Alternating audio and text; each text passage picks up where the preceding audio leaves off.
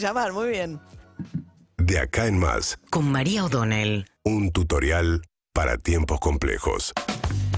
Ayer salió una nueva medición del Observatorio de la Deuda Social de la UCA, la Universidad Católica Argentina, que tiene un muy buen trabajo en esta medición que hace de manera sistemática a lo largo del tiempo y que sirvió mucho también en los tiempos en los que se manipulaban los números del INDEC, entonces ya era muy difícil saber cuánto era la inflación y por lo tanto cuánto era la pobreza en la Argentina.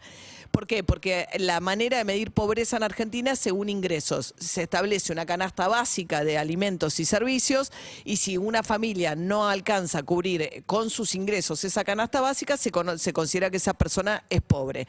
Es indigente en caso que no cubra una canasta que es más reducida, que tiene que ver solo con alimentos. Entonces, ¿qué hizo la UCA? Bueno, ayer difundió en un trabajo lo que es la medición del último trimestre del año pasado, de este año, perdón, que es al mes de octubre, ¿no? ¿Qué pasó con la pobreza, perdón, del año pasado, ¿no? ¿Qué pasó?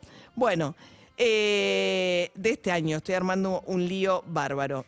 La pobreza de este año al mes de octubre con respecto al año pasado. A ver, hay una baja. Estamos terminando un año en el que el crecimiento fue muy grande y la recuperación de la economía, en teoría, recupera gran parte de lo que, o casi todo, vamos a ver cómo termina el año, con un crecimiento de alrededor del 10%, recupera toda la caída que tuvo la economía el año pasado con el cierre total por el tema de la pandemia, más la inercia que traía de la crisis del final del gobierno de Mauricio Macri. Entonces decís, bueno, fue un año muy bueno, tiene que verse reflejado en que mejoran mucho los índices de pobreza. Bueno, no, los índices de pobreza mejoran apenas, muy poquito cae la pobreza en Argentina, a pesar de que la economía se viene recuperando.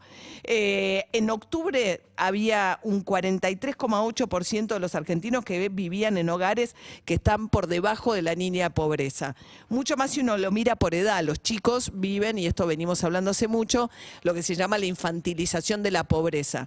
Como los hogares de ingresos bajos suelen tener mayor cantidad de hijos, los chicos, si uno lo mira por cuántos chicos viven en hogares bajo la línea de la pobreza, siempre es más abultado ese número que cuando uno mira en el promedio de la población. Entonces vos tenés 65% de los chicos viviendo en hogares cuyos ingresos no alcanzan a cubrir esa canasta básica.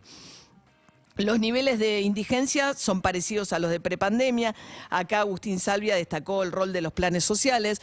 Una de las herencias del 2001, ¿no? Que se está cumpliendo ahora 20 años de la trágica explosión de la convertibilidad en la Argentina. Bueno, a partir de eso se dio una red de contención, después vino la asignación universal por hijo, etcétera.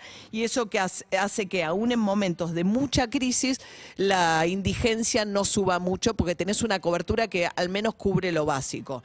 Ahora, la pobreza baja muy lento. ¿Y por qué baja muy lento la pobreza? Porque a pesar de que la economía se recupera, la inflación y la pérdida del poder adquisitivo hace que aún gente que está empleada no logre con los empleos que tiene cubrir la canasta básica de alimentos y servicios. Ese es un poco el nuevo fenómeno.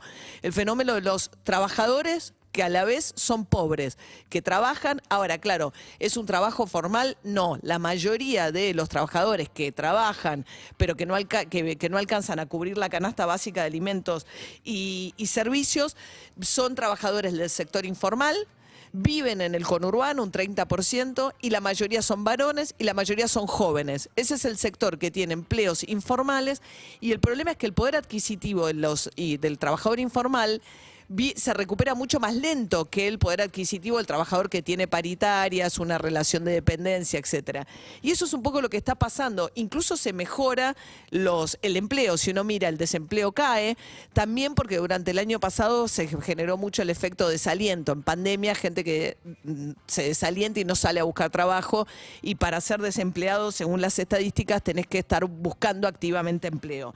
Pero el fenómeno es el 28% de los trabajadores, o sea, de los que están empleados en algo, que fundamentalmente es una changa o un trabajo informal, no alcanza a cubrir la canasta básica.